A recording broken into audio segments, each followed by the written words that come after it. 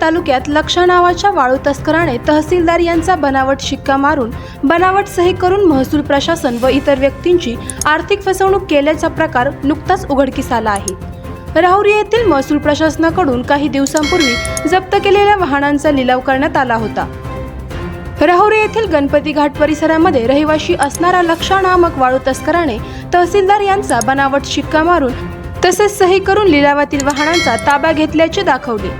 तसेच ज्या लोकांची आर्थिक फसवणूक झाली आहे त्या लोकांनी पोलीस प्रशासनाशी संपर्क केला। सदर प्रकार तहसीलदार नामदेव रामचंद्र पाटील यांच्या लक्षात आल्यानंतर त्यांनी राहुरी पोलीस ठाण्यामध्ये गुन्हा दाखल केला आहे।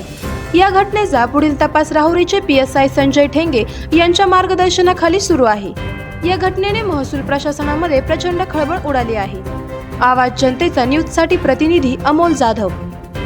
करायचं आहे लाईव्ह कार्यक्रम किंवा आहे कसले आंदोलन, जनसामान्यपर्यंत पोहोचेल आपला हक्काचा आवाज, आवाज जनतेचा। बातमी व जाहिरातीसाठी संपर्क करा स्क्रीनवर दिलेल्या नंबरवर।